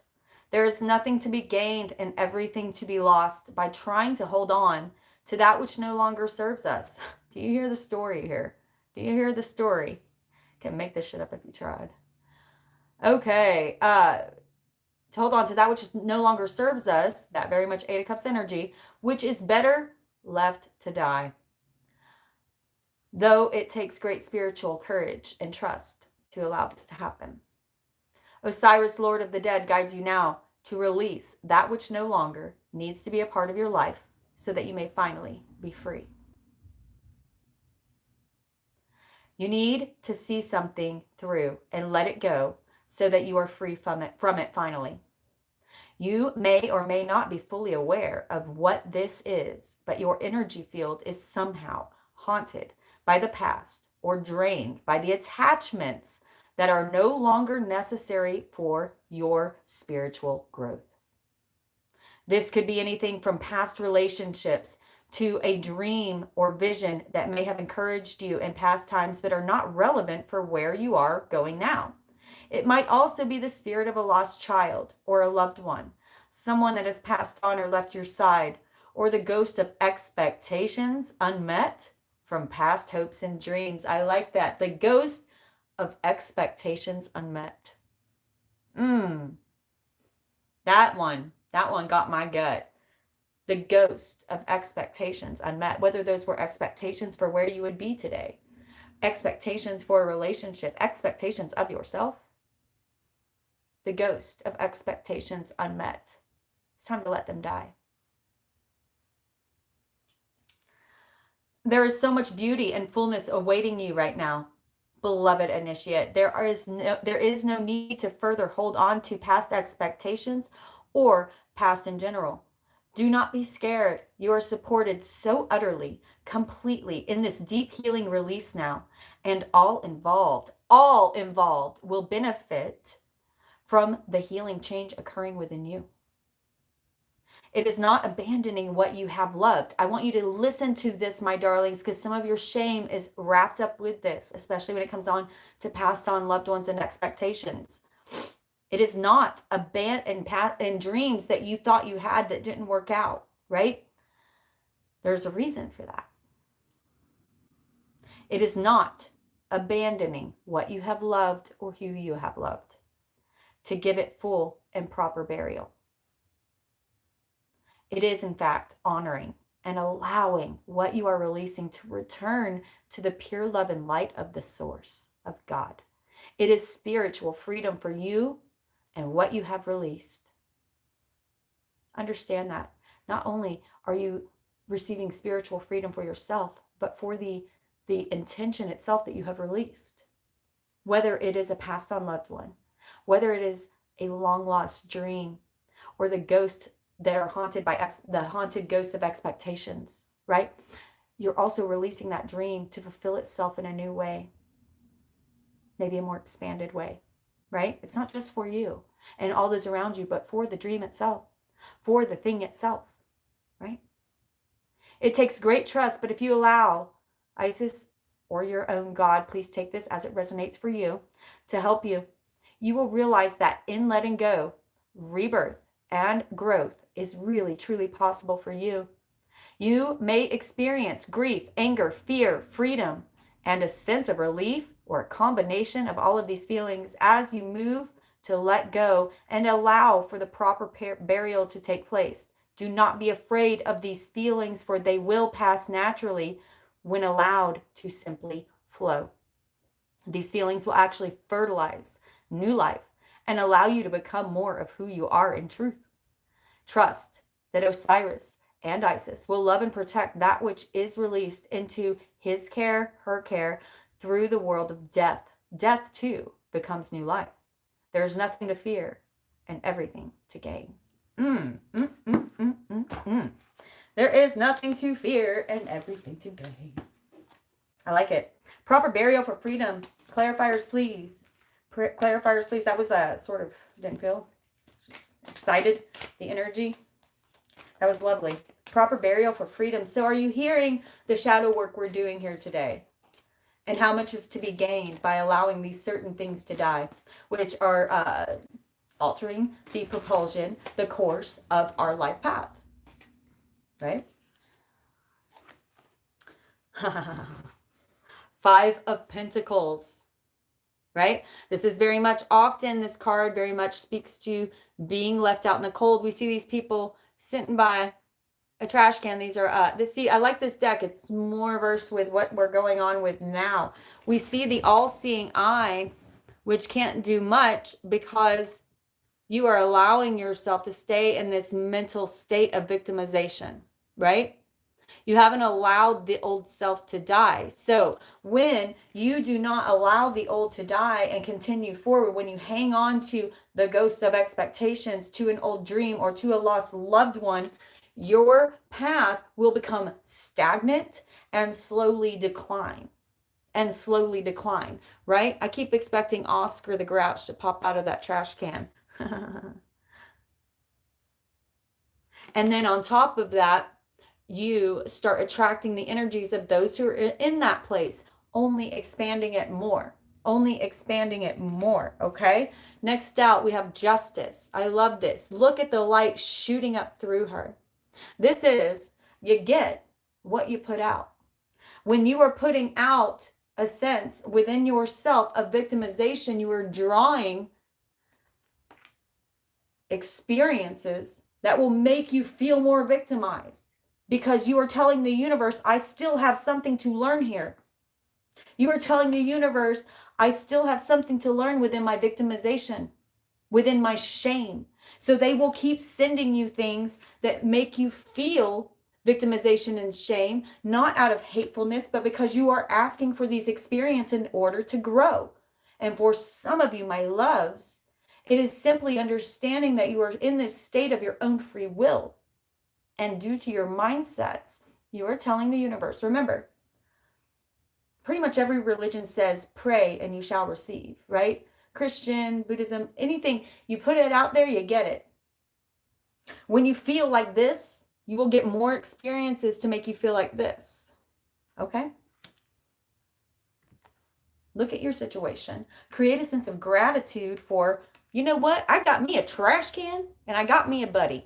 He may be a sad buddy, but I'm going to start making him feel better. I'm going to feel better. I'm going to build us a little tent in our hovel, and we are going to have the nicest little trash can hovel that you can find. Build a sense of gratitude about the things that make you feel most shameful and most victimized, and the things that make you feel without. And have the best of the worst.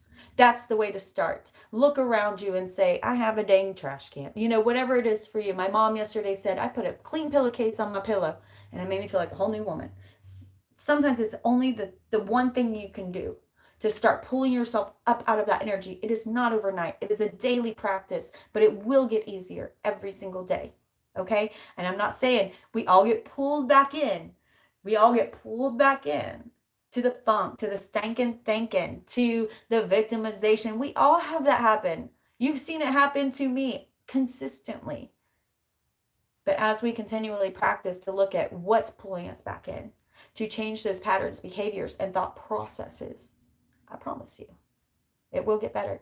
And you will start to align yourself with the frequency that you are meant to be on, into the vortex and your divine destinies that you're meant to receive in this life. You cannot receive them when you're on this low and you haven't put proper burial of freedom to some of your past experiences that are still holding you down because you feel, I don't even want to say feel sorry for yourself. It's not about that. But you are victimizing in a subconscious way for some of you. Not consciously. I know how hard it can be this life. I'm not trying to diminish that. I am saying that it's much harder if you live in the victimization of it. Feel it, heal it, and release it like a fart in the wind. Okay? Notice that here, Justice, she holds the brain in one hand, the heart in the other. Remembering that this vessel you have chosen to walk on this earth with, I made this comparison before. This vessel, it's very much like a computer. Okay? This computer, this shell, this is the hardware. Right? This brain, this is the beautiful software that learns to assimilate the things that are happening and give you an interface on how to operate. Right? But the soul, that's the power. You unplug it. You unplug that computer. This is all trash. It is the soul that is the power that you plug in with, right? Make sure to keep a heavy balance, a strong balance between the head, the software, and the heart, the intuition. The intuition. There is a balance here. There's a balance here. You are an earthling. You came here with this as a tool to help guide your intuition. But you're here, your intuition is also here to help guide this. This is not meant to be in control. This is the software, the interface that helps you to understand this world around you, which is all made of energy. This is all that's real. This is the power source, right? This is the power source connecting you. That's why when we unplug it, the shell may be left, the brain may be left, but none of it works without the power, right? Oh, I know the artwork is unbelievable. We pulled a lot of major arcanas. I'm very, very excited. Okay. One more, please, for proper burial of freedom. For proper burial of freedom. And then we will pull Flower of Life. Often the last card, you may have felt this on an individual level for yourself, but often it ties up the story and kind of tells the soul tribe where we're headed. So they're asking us to deal. They're asking us to deal with all of these negative, shameful, self-destructive behaviors, basically looking at your shadow side. For we all have one. We all have one. The lightest, light-working, light beings have shadow sides. If you're an earthling, you came here to do that. Wow. Okay.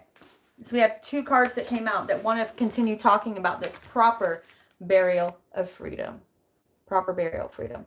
Now, in the traditional tarot deck, here we have the Nine of Wands and the Three of Swords. So yeah, whatever this thing you have to bury is, it broke your heart. It broke your damn heart. And yeah, it's really hard not to see a life that's been propulsed on there because of that, right? Gave you PTSD. The Nine of Swords often reminds me of PTSD. Normally it shows that guy who's standing there, he's all beat up, but he's got those 9 wands. He's been through all these battles. So many of you, this is speaking to multiple cases which have attributed to your specific PTSD. whatever that is for you, your specific traumas, and how that's currently affecting the trajectory of your life. Correct? So we see here this guy, I like this connotation of it because we see here he's facing the darkness. It's like he continually has to face this darkness. And notice how the darkness is moving into his brain, right? It is changing the trajectory of how he thinks and what he does, but he never stops fighting it. Notice how he sees the darkness. So for those of you out there, this is for people who see that darkness, intellectually see it, yet still get pulled in occasionally. Notice all of these wands, right? That he's battled this darkness, right?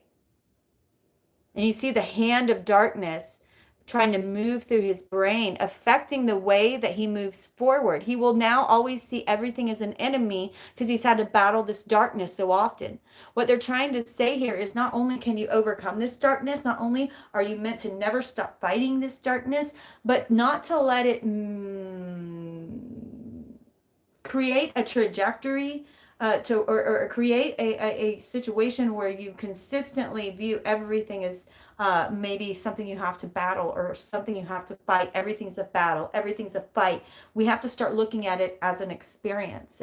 And I'm also hearing here for some of you, your specific, this is for either one or maybe a few people, but definitely for one person. There's a very specific message coming in.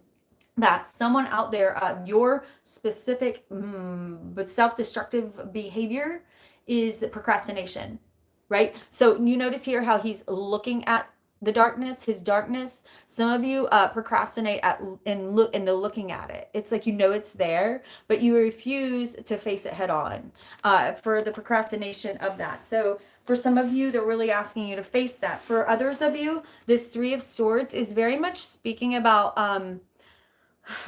the burial of freedom. Now, this may be for a past relationship, whether this person died or they're no longer in your life anymore, or again, this may be for I don't know why I wanted to say what dreams may come. Those expectations of dreams you had back in the day. Dreams, it's time to put a proper burial to, so that energy can be put back into source, into the universe. Stop holding on to things that are no longer yours, even the ghosts of expectations, right? We notice him sitting here. This is a proper burial for freedom. He knows it's happened. He's feeling the pain. He took his paint and he created some beautiful graffiti showing his pain. Notice how she holds the feather over here. I have no idea what that is, but funny. Notice the heart. Notice the heart. And then notice over here, the hawk. Is he holding, did he pull the feather from the hawk, right? So paint, draw, journal, write down your pain, for there is a light in the darkness. Now, I think it's interesting these two came out together, because here we have the darkness that is seeping into his mind. They're saying it's time to light something within the darkness. Do you see your pain? Now, I believe that this is the Egyptian pharaoh. Gosh, what is his name? He's the one that looked different from the rest of them, and he worshipped the sun god. He worshipped the sun. He was a sun worshiper, and he actually made Egypt get rid of all of their deities. But we notice the question mark under here. I think that's very interesting, as we have this light within the darkness. Okay. So for some of you, they want you to look at your pain. They want you to face your darkness head on. They want you to really look at this darkness. I told you some of this would be triggering, and I know how difficult it can be. But for some of you, your brain has rewired itself due to fight or flight mode. Due to fight or flight mode, your brain has rerouted itself and stopped facing up to things, and you are starting to react to situations that have nothing to do with your darkness, but the darkness grows and it starts to infiltrate every situation, so that you react to it as an attack. Does that make sense? I hope so. You may react to certain people and situations as an attack, or as simply a fear of getting hurt. So it's better to come out protecting myself. right? Flower of life. Flower of life. Who pulled the flower of life? This is a long video, but I've had a couple of Sunday churches where I haven't been able to make it. So I wanted to do a really thorough reading today. And plus, I'm having all of my own darkness that I'm working on right now. I'm really trying to look at right now my own self-destructive behaviors, my own victimization. It's so funny watching. I'll get into that in a second. Remind me of the victimization thing. That's a lot of what I've been working on within myself. I have a heavy amount of victimization. And that's, again, not to say not that we don't have good cause for having that victimization, but it is our fault and my fault if I stay within that victimization and don't grow from it and change my life for the better from it. So far, my life has been changed for the worse from my victimization. It has kept me from accomplishing things. It has kept me from going for opportunities because I am scared. It has made me feel sorry for myself and giving me an internal way to have excuses for not doing things to push myself outside that circle of fire, pushing myself outside those boundaries. Okay. The Empress came out. Oop. We'll keep that one, but I want to go ahead and read a little bit of the Flower of Life. Okay, so we've heard the story of where we're going. They are here for you. They knew that you would need comfort. I love that they started the reading this way. All of this victimization, shame, whatever your triggers are, wherever your victimization lies, I am not trying to take away from those feelings. I am not saying that these feelings don't have validity, truth behind it, nothing like that. What I'm saying is I want you to, this is all for you. I want you to free yourself from the everlasting chains that hold you down and block you from greater good. Don't let this thing keep victimizing you, right? And I love the beauty of you are still our child. I am going to love you through this. You still have these beautiful, I feel the energy of absolute unconditional. And when I say unconditional love. Okay. Even Hitler had a spirit guide, y'all. Can you imagine being his spirit guide? Like, I gotta love this little asshole. No, I'm kidding. They don't even think like that. They don't think like that. Okay. But what I'm saying is no matter what you've done, their love is just as great for you as it is for Mother Teresa. Right? They adore you. They adore you. Let them help you. Let them love you unconditionally. And therefore you can start loving yourself. Moving on to the proper burial of these things. Okay? This is a process. It's not overnight. This is something to start being conscious of, to start looking at your triggers and your reactions and behaviors, to be more conscious of it and see how much it's truly affecting the trajectory and propulsion of your life and destiny. Right? And then we can truly properly bury this. Now, whenever I'm talking about when you donate to my channel and you tell me what you want to manifest and release, this is what I'm talking about. Tell me what you want to release. What are the victimizations you want to release? So like when you put a note in your donation, your Venmo, PayPal, Cash App, you can put a note in that. Just say release. And then whatever that is, there is no judgment from my end. No one else can see that but me. Unless you do Venmo, I think people can see that. So if you want it to be private, maybe send it to Cash App or PayPal. Okay? But I have probably done worse. I'll just tell you, there's zero judgment. There's zero judgment for me. You can say anything to let go. I've had people come to me, not come to me, but send me manifestation release. Full moon releases for people who have raped before. I had a man say that he had raped 3 women in college. He's now gotten psychological help. He sent me an email, a long email. And of course I will not say his name here, but he's gotten psychological help. He's still in therapy, but he went through a full year of intense therapy to understand that a lot of this was tied to him being raped as a child. And his brain victimizing that and then creating very self-destructive behaviors that hurt others. I'm not saying it's that intense. I'm just saying we have to allow people to grow and get better, and we have to forgive them. Right? We have to forgive them. He just needed forgiveness from someone, even if it was a stranger. He needed someone to say that that they forgive him, right? I'm just saying, I understand that these ties to shame can go very deep, What I'm saying is maybe the source of your shame is deeper than what you think it is. For him, yes, that source of shame is very, very heavy on his attachment to what he did to these women. Absolutely, he feels an intense amount of shame for that. But he never really looked at how much that tied in to him being molested as a child, and how that shame also, that helpless shame also, he's been carrying with him all this time, and subconsciously pushing that out, so that it changed his brain chemistry, right? To where when he would be having intimate alone time, he would start focusing on things that his brain was recycling, right? On that loss of powerlessness, that shame over powerlessness, being forced down and being raped. So therefore, he thought in some weird, convoluted, in some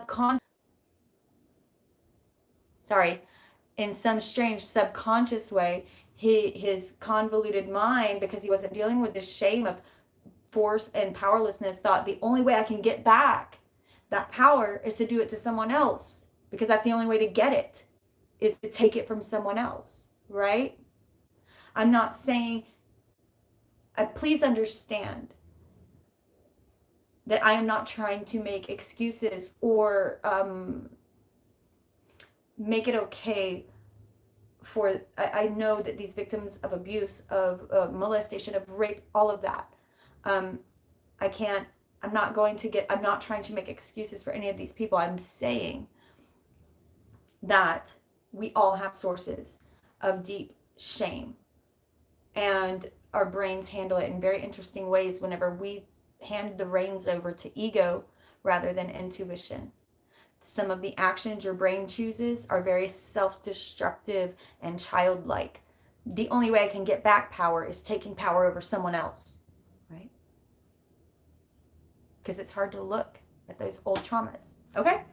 So, finally, moving into the happiness of the reading. This is kind of the end card. This may be the one, because you've already done this process. If you twinged with this, they are saying you have likely already done this process. You have seen your shame. You have really worked on those self-destructive behaviors, right? And you've moved through this process, and this is sort of what you're moving into now, okay? If you are still in this process, this is what you're heading towards, and this is the goal, okay? Flower of life, divine creativity and manifestation. For right now, many of you they want you to know you are manifesting and creating shame and self-destructive patterns in your life, because that's what you're focused on. As you move into the flower of life and you deal with cleaning that mud off of your flashlight, this is what you're moving into. The flower of life. Be honest with yourself.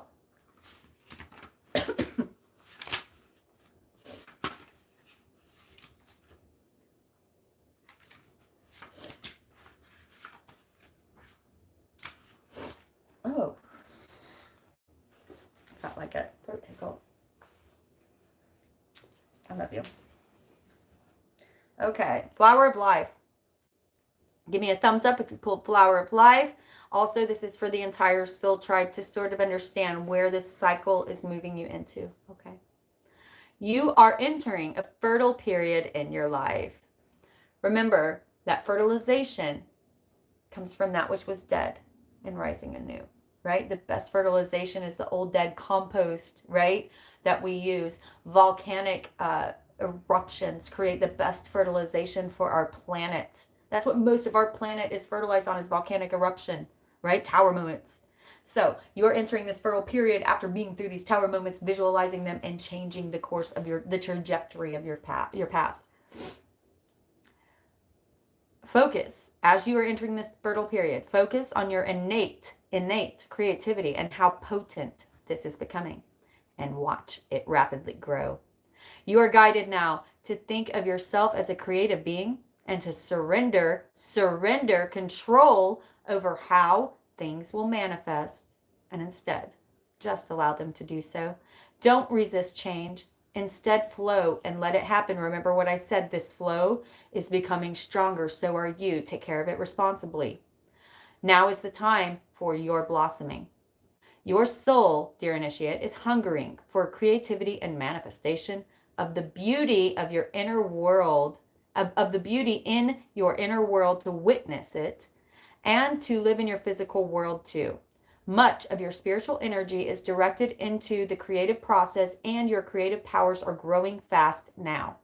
As you are gaining more potency in your flow, connecting to the universal flow, source flow, it is important that you use this growing ability wisely. Do you hear the story coming back around? Taking responsibility for the gifts that are being bestowed upon you, the ones that you have asked for, that you have opened to, all this work, being understanding that this is a true responsibility that you are accepting, means taking care of yourself appropriately, right? Use this growing ability wisely. Become aware of how easy and quick your thoughts and feelings are manifesting into conversations, situations, and responses from the universe. Notice how quickly your prayers are confirmed through signs and dreams and intuitions, numerology, and opportunities that are opening up for you. You are becoming more and more swiftly that which you choose to think, feel, speak, and believe. I'm going to say that again. You are becoming more and more swiftly that which you choose to think, feel, and believe. Speak and believe. What you are saying is happening more rapidly. They need you to understand this if you want to continue to receive these powers of manifestation. You got to deal with your old, dirty, stinking, thinking doo-doo, because they're not going to have a bunch of powerful little beings with this kind of mind running around with all your powers. Okay? Handle it responsibly, as if it's a gift, for it is. It has been given to you. We all have it, but the mud covering your flashlight, the more that you step into this, notice how alone he is at the bottom of the wheel, hanging himself on that noose. Hanging himself. No one's hanging him. He's hanging himself. And notice how as he moves up the wheel of fortune, his spirit guides can assist him. It's not that they don't want to. You are not on the frequency to receive their guidance, blessings, and to get in the zone where you can manifest at will. At will. Connecting to your higher self, to source, right? You are not your thoughts. You are the thing watching them. You are the thing watching those thoughts. Okay. So let's pull just a few cards for Flower of Life. First off, we pulled the Empress. Perfect. This is creation. Notice how she holds the entire universe within her heart chakra.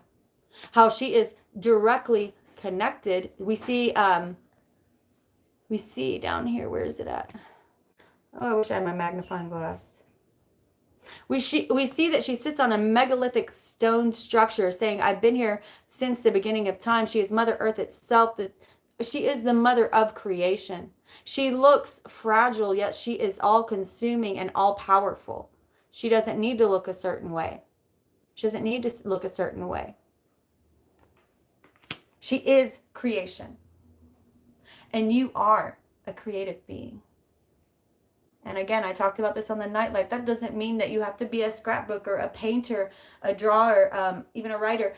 Your creativity comes out however it is for you. Mine comes out this way, through verbal communication and sharing my path with you. This is my creative ability. Some people, it's through their mathematics and understanding of mathematics and numerology, or even analytics, right? For some people, creativity is in their gardening. For some people, creativity is in their cooking. How do you create? For as you let that blossom and feed it, fertilize it, you will notice yourself becoming a more and more creative being, expanding exponentially in every facet of your life. Okay? however you choose to show your creation. Okay? Every facet of your life will be affected. Everyone. The financial, the family, the friends, the love, the social, the internal, the sleeping will get better. Everything will change as you nurture and fertilize your creativity, which is what you are here to do, to expand and create. Creation is expansion.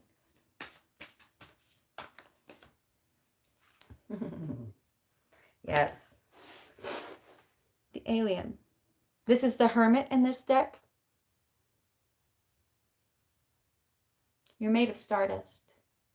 You came here from a very far away place, some of you. Which means this world is very sensitive for you. But every experience that you have, notice how he has these swords going through his heart, breaking his heart, experiences that have broken his heart, yet are fundamentally changing your DNA. And it is meant. Hey, that looks like Mandy over there. Look it. I never noticed that. The little dog. It's like your spirit guide watching out for you as you go through your hermit time. And this is very much a world hermit time right now. They're saying, go within now.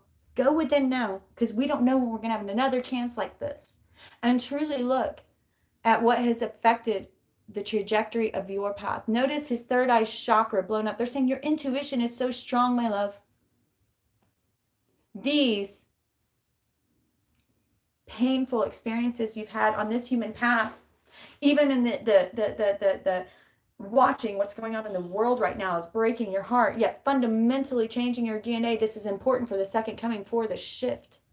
And what they want you to understand is, my darling, as you are looking outside of yourself for the answers, they will only be found within. They're already within you.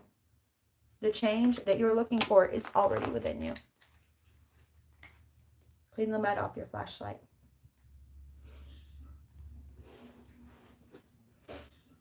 Okay, Flower of Life, one more card, please.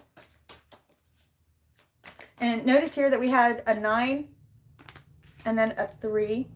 I'm sorry, yeah, a 9 and then a 3. Okay, powerful numbers. This card often also represents Sonata, the Master, the Ascended Master Jesus Christ, Sonata in some circles. Okay, Ascended Master Jesus Christ, who walked alone. Okay, also came here from a whole different place. Very powerful to help heal and change the world. Okay. One more card, please, for Flower of Life. And we'll wrap this beautiful reading up.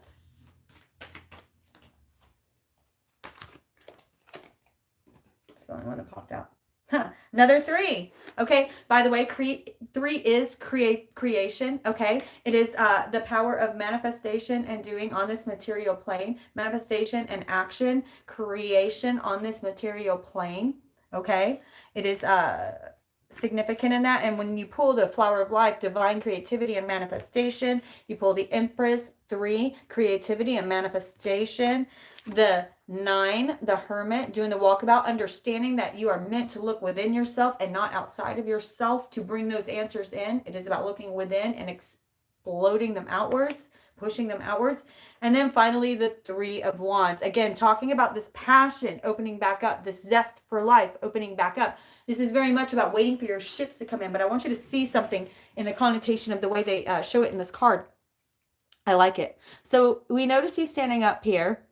It's kind of like waiting for your ships to come in. He has that whole city he's looking out at, right? We see these 2 wands behind him. One is very stuck into the ground. However, what we are really seeing here, here's what I'm seeing, is he's holding one wand out. Now, I can't tell, it is not immediately clear, and it even says this in the book. The author was very careful to let it be your discernment and how you see this. He is either holding the wand up to keep these beings that are flying towards him away, or is he holding it up to invite them in? To say, I'm right here, come on, this is the way, sort of like a lighthouse, right? So ask yourself real quick, what do you think? Is he pushing them away or is he inviting them in? Now, what I do see is that his body language does not look like it's in a stance that is protective. So I feel like he's inviting them in. Now, even though he has these creepy beings that are floating at him, they kind of look creepy, right? They're like tentacled, floaty things, right? When we look closely, first of all, the gold represents a positive thing, and this is a card of pentacles, so it's usually speaking, it can be monetary abundance, but abundance in general. But we also see that these beings do not look malevolent. And notice how they're being drawn to him. They are saying that you are stepping, as you step into this energetic vortex, and you are basically being infused with this beautiful energy, stepping into your vortex and flow, these benevolent spiritual beings, which are spraying off this sort of beautiful energy, positive. It looks very positive to me. The gold, the positivity, they are being drawn in to your energy. So the more you clean the mud off your flashlight, the more that these positive, benevolent beings will be pulled to you, and they want to enhance your experience to bring you more abundance because they want to be a part of it.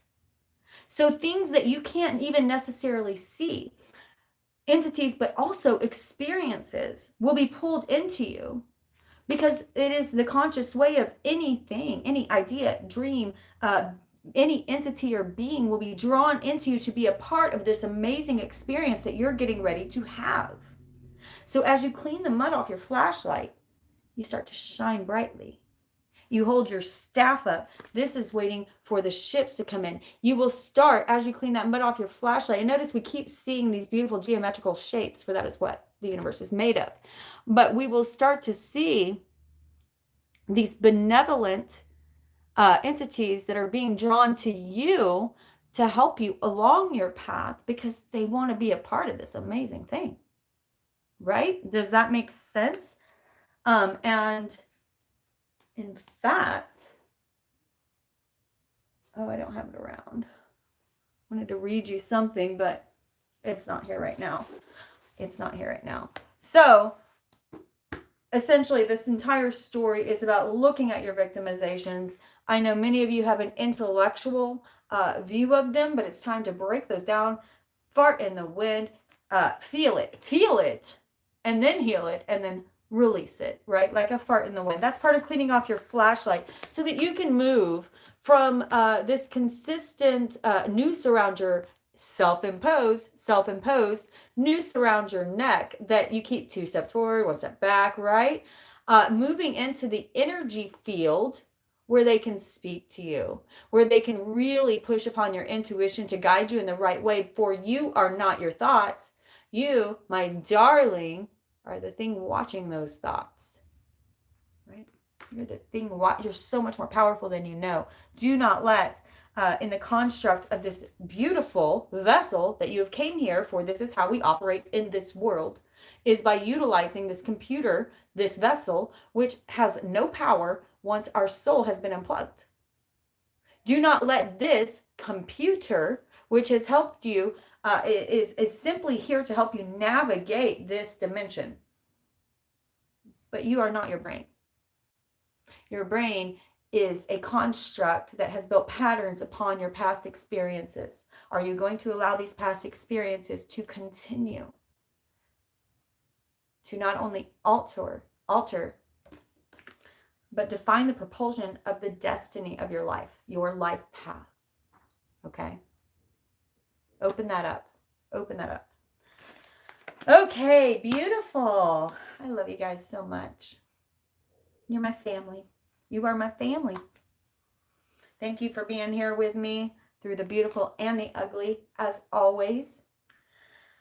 Let's close it up. I'm going to use, just because this has such great imagery, and you might feel another card coming out that might speak to you. As I sing this song, you can look at some of the imagery. You guys know what they say, the spirit guides and the universe itself. What do they say? This is a song by Nahko and Medicine for the People. I sometimes forget to say that. Go look them up if you've never heard of them. Nahko, Nahko and Medicine for the People. It's my favorite band, and it's a great song.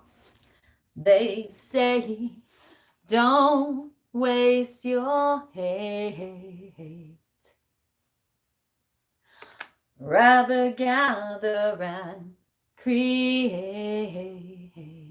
Look at all the DNA. You're changing, my love. Be of service. Nine of Pentacles. Be a sensible person. Use your words. No, don't be nervous. You can do this. You got purpose. Find your medicine and use it. I want to show this one. I love the Strength card. Manny Pants, say goodbye to the soul tribe. Say goodbye. Time for your water poo. We love you guys so much. I'm considering getting on live and going through an all signs check-in. I know it's been a while, but that might kind of get me moving. I do know I still need to finish Gemini and Libra for the 2021 readings. I'm sorry for the 2-month lateness. I will get them done. And it was not you guys that blocked me. Believe me, it was all me and my own squirmy head. I love you so much. I thank you so much for my continued people who support me through this transition of my soul and moving through this darkness. Thank you for allowing me to be authentic. Thank you for allowing me to show you my armpit hair when I'm growing it out. All of it. I could not live without you guys. And having this beautiful acceptance of my own authentic nature has helped me in ways that you cannot fathom. In ways that you cannot fathom. And I hope you know that I accept you the same way. I'm proud of you. The more you've been through and the more shame you have, the more proud of you I am. You're beautiful. You know that? You really are. I can feel you. And I've just never seen such beauty as I have in this soul tribe. I resonate with you all. I can't wait to go back and read all of these. It's funny, we had 33 viewers for most of this video. I missed, I believe that someone just sent a super chat. Thank you, Lotus Spirit Tarot, my darling. Love and light to you. Thank you so much, sister. You guys, you're my family. Thank you, Soul Tribe. Okay. Again, I love you all so much. I will probably be back either later today with a live energy check-in for all signs. Please don't feel like you have to come to that. If anybody is willing, anyone is willing to do timestamps for me, that's great. If not, I'm gonna have a book. I think I'll just write it down as I go. But that's always helpful. I'm gonna do that energy signs check-in for all signs. So you can come live. But if you want to watch it later, wait until I update the description box with all of the timestamps so you don't have to watch through the whole thing to see your sign or your sun, moon, rising. Okay? I love you. Catch you on the flip side.